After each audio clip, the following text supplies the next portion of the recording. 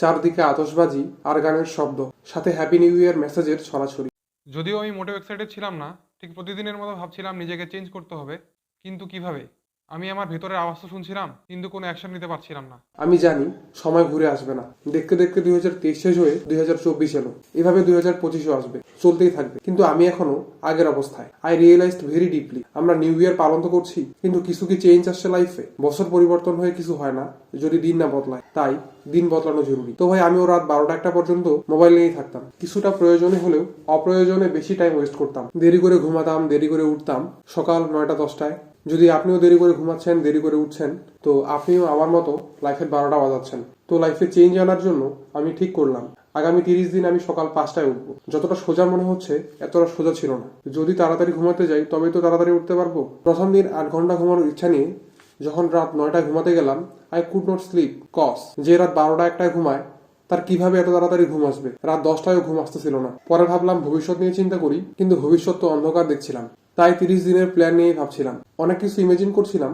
এরপর কখন যেন ঘুমিয়ে গেলাম। সকাল 5টায় যেই অ্যালার্ম বাজলো, ঠিক আগের অভ্যাস অনুযায়ী দিলাম বন্ধ করে। এভাবে 4বার বন্ধ করার পর যখন 5 নাম্বার বাজলো, তখনও মনে হচ্ছিল আরো 5 মিনিট ঘুমাই, কাল উঠবো। Then I thought, how much longer like this? এখন না একটু পরে, আজ না কাল।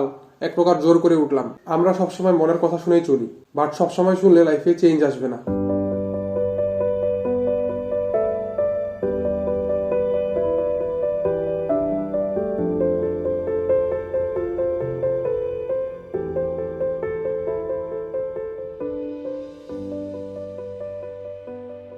সারাদিন আলসেমি লাগছিল, ঘুম ঘুম পাচ্ছিল, মনে হচ্ছিল একটু শুয়ে থাকি, একটু ফোন চালাই।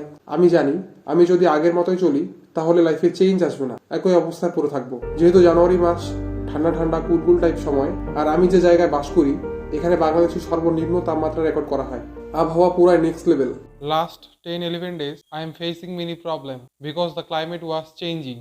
সকাল 5টায় উঠার যে সময়টা, টেম্পারেচার ওয়ার 5.8 ডিগ্রি, 4.9 ডিগ্রি, 3.2 ডিগ্রিস। আর ঠান্ডা টেম্পারেচারে আমাদের ঘুম ভালো হয়, প্লাস ঠান্ডায় কারো উঠতে ইচ্ছা করে না। আমার মন সবসময় বলতো, কি করবি উঠে, আর একটু শুয়ে থাক, আর একটু ঘুমা, 3-4 মিনিট পরে উঠিস।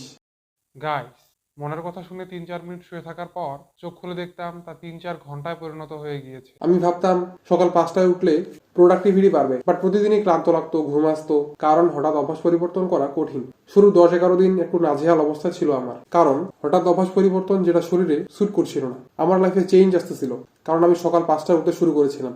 একটু আজীব লাগছিল, but I need some more time to get use to new habit. কিছুদিন ধরে ঠান্ডা আর কুয়াশা অনেক বেশি পরিমাণে বেড়ে গেছে, বাইরে বের হলে কিছুই দেখা যায় না।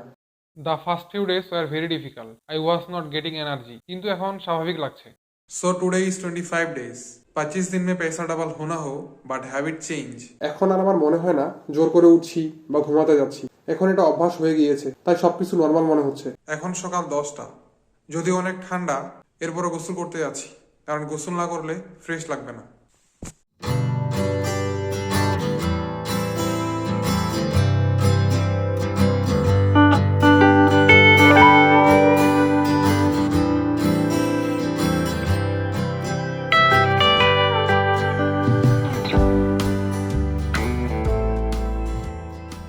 এখন কিছু প্ল্যান নিয়ে কাজ করব, এছাড়াও পড়াশোনা আছে।